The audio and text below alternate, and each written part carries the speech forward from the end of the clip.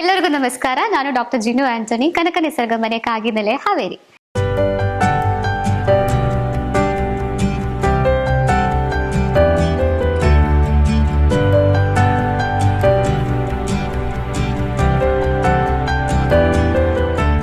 So ಇವತ್ತಿನದೊಂದು video ಎಲ್ಲರಿಗೂ ಬೇಕಾಗಿರುವ ಒಂದು ಕನ್ಸರ್ನ್ ಇದೆ, ವೆಯ್ಟ್ ಲಾಸ್ ಅಂದಿರೋದು. ಸೊ ಈ ವೆಯ್ಟ್ ಲಾಸ್ ಮಾಡಕ್ಕೆ ಏನಾದರೂ ಶಾರ್ಟ್ ಕಟ್ ಇದೆಯಾ, ಅದು ಮನೆಯಲ್ಲಿನೇ ಕೂತ್ಕೊಂಡು ಹೇಗೆ ವೆಯ್ಟ್ ಲಾಸ್ ಈಸಿಯಾಗಿ ಮಾಡೋಣ ಅಂತ ಬಗ್ಗೆ ಹೇಳಕ್ಕೆ ಇವತ್ತಿನ ವಿಡಿಯೋ ಇರೋದು. ಸೊ ನಮ್ಮ ಹಾಸ್ಪಿಟಲ್ ಅಲ್ಲಿ ಆಲ್ಮೋಸ್ಟ್ ಒಂದು ಯಾವುದೋ ಕಾಯಿಲೆ ಆಗೋ ಬರಲಿ, ಅವ್ರದ್ದು ಮೇಜರ್ ಕಾಯಿಲೆಗಳೆಲ್ಲದೂ ಆದ್ಮೇಲೆ ಲಾಸ್ಟ್ ಅವ್ರು ಹೇಳ್ತಾರೆ ಒಂದು ವೆಯ್ಟ್ ಲಾಸ್ ಆಗ್ಬೇಕು ಅಂತ. ಡಾಕ್ಟರ್ ಹೇಳಿದ್ದಾರೆ ತೂಕ ಒಂದು 5-6 kg ಕಡಿಮೆ ಮಾಡ್ಕೊಂಡು ಬನ್ನಿ ಅಂತ. ಮಂಡಿ ನೋವಾಗ್ಲಿ, ಇಲ್ಲ BP ಆಗ್ಲಿ, ಶುಗರ್ ಆಗ್ಲಿ, ಇಲ್ಲ ಕುತ್ತಿಗೆ ನೋವಾಗ್ಲಿ, ಯಾವುದೋ ಕಾಯಿಲೆ ಆದ್ರೂ ವೆಯ್ಟ್ ಲಾಸ್ ಆಗ್ಬೇಕು ಅಂದಿರೋದು ಎಲ್ಲರ ತಲೆಯಲ್ಲಿ ಇರುತ್ತೆ. ಆಲ್ಮೋಸ್ಟ್ ಒಂದು 90% ಕನ್ಸರ್ನ್ ಅಂದಿರೋದು ವೆಯ್ಟ್ ಲಾಸ್ ಅಂದಿರೋದೆ. ಸೊ ಇದಕ್ಕೆ ಅವರು ಏನ್ ಎಕ್ಸ್ಪೆಕ್ಟ್ ಮಾಡ್ತೀವಿ ಅಂದ್ರೆ ಮಿನಿಮಮ್ 10 ದಿನದ ಟ್ರೀಟ್ಮೆಂಟ್ ಇರುತ್ತೆ ನಮ್ಮ ಆಸ್ಪತ್ರೆಯಲ್ಲಿ. 10 ದಿನದಲ್ಲಿ ಒಂದು 15 kg ಯಾವ್ದು ಇಳಿಬೇಕು, ಅಥವಾ ಒಂದು 10 kg ಯಾವ್ದು ಇಳಿದು ಕೊಡ್ಬೇಕು ನೀವು. ಅದು ಇದ್ರೆ ಅಷ್ಟೇ ನಾವು ಇಲ್ಲಿಂದ ಡಿಸ್ಚಾರ್ಜ್ ಆಗಿ ಹೋಗುದು ಅಂತಲ್ಲ ನಮ್ಮ ಸಾಧಕರು ಹೇಳ್ತಾ ಇರ್ತೇವೆ. ಬಟ್ ಅವರಿಗೆ ನಾವು ಹೇಳೋದು ಒಂದು, ಈಗ ನೀವೊಂದು ಮಲೆ ಮೇಲೆಗೆ ಹತ್ತುತ್ತಾ ಇದೆ ಅಂತ ಅನ್ಕೊಳ್ಳಿ. ಆ ಮಲೆ ಹತ್ತಕ್ಕೆ ನಿಮಗೆ 10 ತಾಸು ಬೇಕು ಅಂತ ಅನ್ಕೊಳ್ಳಿ. ಆ ಮಲೆನ ನೀವು ಕೆಳಗೆ ಇಳಿಬೇಕು ಅಂತಿದ್ರೆ ಮಿನಿಮಮ್ ಒಂದು 8 ತಾಸಾವುದು ಬೇಕಲ್ವಾ.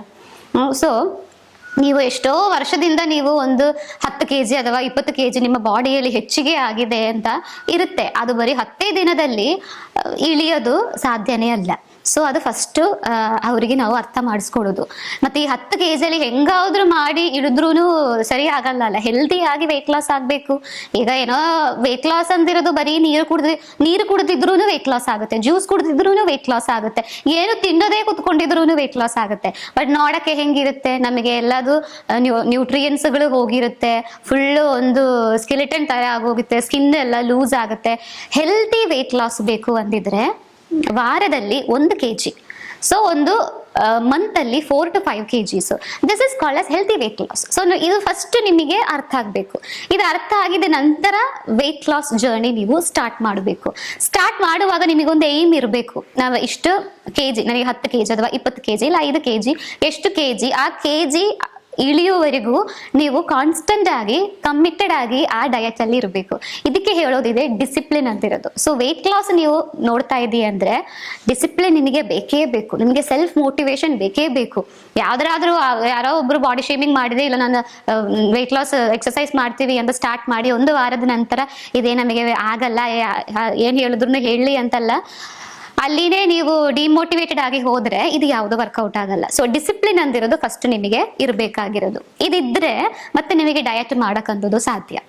ಡಯಟ್ ಅಲ್ಲಿ ತುಂಬಾನೇ ನಿಮಗೆ ಕನ್ಫ್ಯೂಷನ್ಸ್ಗಳಿರುತ್ತೆ. ಮಾರ್ಕೆಟ್ ಅಲ್ಲಿ ಒಂದು ಪೌಡರ್ ಇದೆ, ಅದನ್ನ ಹಾಲಲ್ಲಿ ಮಿಕ್ಸ್ ಮಾಡಿ ಕುಡಿದ್ರೆ ವೆಯ್ಟ್ ಲಾಸ್ ಆಗುತ್ತೆ, ಈ ಟ್ಯಾಬ್ಲೆಟ್ ತಿಂದ್ರೆ ವೆಯ್ಟ್ ಲಾಸ್ ಆಗುತ್ತೆ, ಇಲ್ಲ ಈ ಮಷೀನ್ ಅಲ್ಲಿ ಮಲಗಿದ್ರೆ ವೆಯ್ಟ್ ಲಾಸ್ ಆಗುತ್ತೆ ಅಂತೆಲ್ಲ ತುಂಬಾನೇ ಸ್ಕ್ಯಾಮ್ಗಳಿದೆ.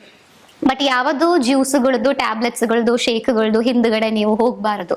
ಕರೆಕ್ಟ್ ಆಗಿ ನಿಮ್ಮ ಬಾಡಿಗೆ ಬೇಕಾಗಿರುವ ನ್ಯೂಟ್ರಿಯೆಂಟ್ಸ್ಗಳು ಕೊಟ್ಟೆ ನೀವು ವೆಯ್ಟ್ ಲಾಸ್ ಆಗ್ಬೇಕು.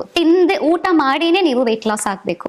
ಸೊ ಇದು ವೆಯ್ಟ್ ಲಾಸ್ ಇಂದು ಒಂದು ಜರ್ನಿ ನೀವು ಮಾಡ್ತಾ ಇದೀಯ ಅಂದ್ರೆ ಅವ್ರಿಗೆ ಈಸಿಯಾಗಿ ಯಾವುದೆಲ್ಲ ಆಹಾರಗಳನ್ನ ಕಡಿಮೆ ಮಾಡಿ ಯಾವ ಆಹಾರ ಹೆಚ್ಚಿಗೆ ಮಾಡಿದ್ರೆ, ಕೆಲವೊಂದು ಚೇಂಜಸ್ಗಳು ಮಾಡಿದ್ರೆ ಆರಾಮಾಗಿ ಹೆಲ್ದಿಯಾಗಿ ಹೇಗೆ ವೆಯ್ಟ್ ಲಾಸ್ ಆಗೋದು ಅಂತ ಹೇಳ್ತೀವಿ. ಅದಕ್ಕೆ 3 ನ್ಯೂಟ್ರಿಯೆಂಟ್ ಆಹಾರದ ಬಗ್ಗೆ ನನಗೆ ಹೇಳಕ್ ಇಷ್ಟಪಡ್ತಾ ಇರೋದು. ಒಂದು ವೆಜಿಟೇಬಲ್ಸ್, ಇನ್ನೊಂದು ಫ್ಯಾಟ್, 3ನೇದು ಕಾರ್ಬೋಹೈಡ್ರೇಟ್.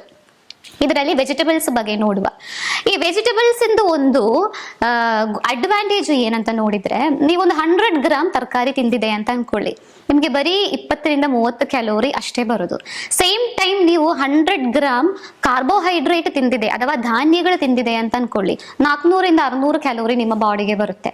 ನಿಮ್ಗೆ ವ್ಯತ್ಯಾಸ ಅರ್ಥ ಆಯ್ತಾ? ಈಗ ನೀವೊಂದು ಪ್ಲೇಟ್ ರೈಸ್ ತಿಂದಿದೆ ಅಂತ ಅನ್ಕೊಳ್ಳಿ, ಒಂದು ಬೌಲ್ ತರಕಾರಿಗಳು ತಿಂದಿದೆ ಅಂತ ಅನ್ಕೊಳ್ಳಿ, ಕ್ಯಾಲೋರಿ ಕ್ವಾಂಟಿಟಿ ಸೇಮ್ ಇದ್ರೂ ಕೂಡ ಕ್ಯಾಲೋರಿ ಜಾಸ್ತಿ ಇರೋದು ಧಾನ್ಯಗಳಿಗಿರುತ್ತೆ. ಕಾರ್ಬೋಹೈಡ್ರೇಟ್ಸ್ ಇಂದ ಪ್ರಮಾಣ ಜಾಸ್ತಿ ಇರೋದು ಯಾವುದರಲ್ಲಿ? ಧಾನ್ಯಗಳಲ್ಲಿ, ಅನ್ನ, ರೊಟ್ಟಿ, ಚಪಾತಿ, ರಾಗಿ ಮುದ್ದೆಗಳಲ್ಲಿ. ಸೊ ಈಗ ನಿಮಗೆ ಅನ್ನ ರೈಸು ಬೇಕೇ ಬೇಕು, ರೊಟ್ಟಿ ಎಲ್ಲ ಬಿಡಕ್ಕೇನೆ ಆಗಲ್ಲ, ಆದ್ರೂ ನಾನು ವೆಯ್ಟ್ ಲಾಸ್ ಆಗ್ಲೇಬೇಕು ಅಂದಿದ್ರೆ ನಿಮಗಿರುವ ಒಂದು ಈಸಿ ಶಾರ್ಟ್ ಕಟ್, ಫಸ್ಟ್ ನೀವು ನಿಮ್ಮ ಹೊಟ್ಟೆಯನ್ನ ವೆಜಿಟೇಬಲ್ಸ್ಗಳು ತಿಂದು ಹೊಟ್ಟೆನ ಅರ್ಧ ಫಿಲ್ ಮಾಡಬೇಕು. ಗೊತ್ತಾಯ್ತಾ? ಈಗ ವೆಜಿಟೇಬಲ್ಸ್ ನ ತಿಂದು ಹೊಟ್ಟೆ ಅರ್ಧ ಫುಲ್ ಆಗುವಾಗ ಮತ್ತೆ ನಿಮಗೆ 2 ರೊಟ್ಟಿ ಅಥವಾ 2 ಚಪಾತಿ ತಿನ್ನಕ್ಕಷ್ಟು ಜಾಗ ಇರಲ್ಲ ಹೊಟ್ಟೆಯಲ್ಲಿ. ಅದು ಯಾಕೆ ಅಂದ್ರೆ ಈಗ ನಿಮ್ಮ ಹೊಟ್ಟೆಯಲ್ಲಿ 2 ಹಾರ್ಮೋನ್ಸ್ಗಳಿದೆ. ಒಂದು ನಿಮಗೆ ಹಶು ಮಾಡಕ್ಕೆ ಒಂದು ಹಾರ್ಮೋನ್ ಇದೆ, ಇನ್ನೊಂದು ನನ್ನ ಹೊಟ್ಟೆ ಫುಲ್ ಆಯ್ತು ಈಗ ನನಗೆ ಊಟ ಬೇಡ ಅಂತ ಸಿಗ್ನಲ್ ಕೊಡುವ ಹಾರ್ಮೋನ್ಸ್ಗಳಿದೆ. 2 ತರ ಹಾರ್ಮೋನ್ ಇದೆ. ಒಂದ್ರದ್ದು ಹೆಸರು ಗ್ರೆಲಿನ್ ಅಂತ, ಇನ್ನೊಂದರದ್ದು ಹೆಸರು ಕೊಲಿಸಿಸ್ಟೋಕೈನಿನ್ ಅಂತ. ಸೊ ಈ ಗ್ರೆಲಿನ್ ಏನ್ ಕೆಲಸ ಮಾಡುತ್ತೆ ಅಂದ್ರೆ ನೀವು ಎಷ್ಟು ಊಟ ಮಾಡಿದ್ರು ಇನ್ನೂ ಬೇಕು ಅಂತ ಸಿಗ್ನಲ್ ಕೊಡುತ್ತೇವೆ ಬ್ರೈನಿಗೆ. ಸೊ ಈ ಗ್ರೆಲಿನ್ ಹಾರ್ಮೋನ್ ರಿಲೀಸ್ ಮಾಡುವ ಆಹಾರಗಳು ಯಾವುದಲ್ಲ, ಐಸ್ ಕ್ರೀಮ್ಸು, ಸ್ವೀಟ್ಸು, ಚಾಕ್ಲೇಟ್ಸು, ಈ ಧಾನ್ಯಗಳು, ರೈಸು, ರೋಟಿ, ಚಪಾತಿ, ಇದನ್ನೆಲ್ಲ ನೀವು ಒಂದು ತುತ್ತು ತಿಂದಿದೆ ಅಂತ ಅನ್ಕೊಳ್ಳಿ, ಮತ್ತೆ ಮತ್ತೆ ತಿನ್ಬೇಕು ಅಂತ ಅನ್ಸುತ್ತೆ. ಒಂದು ಹೋಳಿಗೆ ತಿಂದ್ರು ಇನ್ನೊಂದು ಹೋಳಿಗೆನೆ ತಿನ್ಬೇಕು ಅಂತ ಅನ್ಸುತ್ತೆ. ಒಂದು ಐಸ್ ಕ್ರೀಮ್ ನಾವು ತಿಂದ್ರೆ ಇನ್ನೊಂದು ಐಸ್ ಕ್ರೀಮ್ ತಿನ್ಬೇಕು ಅಂತ ಅನ್ಸುತ್ತೆ. ನಿಮಗೆ ಫುಲ್ ಆಗಲ್ಲ ಅಲ್ವಾ? ಸೊ ಈ ಫುಲ್ಲಿಂಗ್ ಆಗ್ತಾ ಇಲ್ಲ ಅನ್ನೋದಕ್ಕೆ ಕಾರಣ ಕಾರ್ಬೋಹೈಡ್ರೇಟ್ಸ್ ಗಳಿರುವ ಆಹಾರಗಳು ತಗೊಳ್ಳುವಾಗ ಗ್ರೆಲಿನ್ ಅಂತ ಹಾರ್ಮೋನ್ ನಿಮ್ಮ ಹೊಟ್ಟೆಯಲ್ಲಿ ರಿಲೀಸ್ ಆಗೋದು.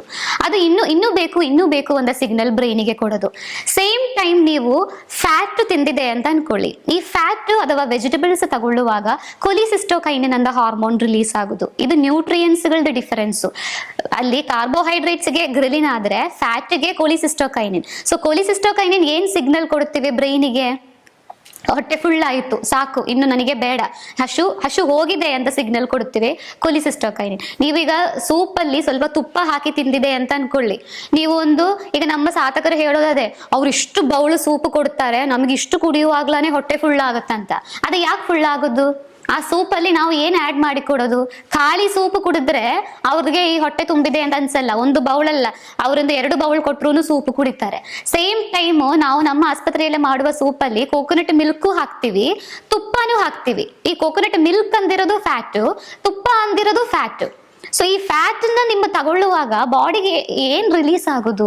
ಕೊಲಿಸಿಸ್ಟೋಕೈನಿನ್ ರಿಲೀಸ್ ಆಗೋದು. ಸೊ ನಿಮಗೆ ಜಾಸ್ತಿ ತಿನ್ಬೇಕು ಅಂತ ಅನ್ಸಲ್ಲ. ಅದು ನೀವು ಫ್ಯಾಟ್ ಆಗಿರುವ ಯಾವ್ದೋ ಆಹಾರಗಳು ತಿಂದು ನೀವು ನೋಡಿ. ಈಗ ನೀವು ಬಾದಾಮಿ ತಗೊಳ್ಳಿ, ವಾಲ್ನಟ್ಸ್ ತಗೊಳ್ಳಿ, ಜಾಸ್ತಿ ತಿನ್ಬೇಕು ಅಂತ ನಿಮಗೆ ಅನ್ಸಲ್ಲ.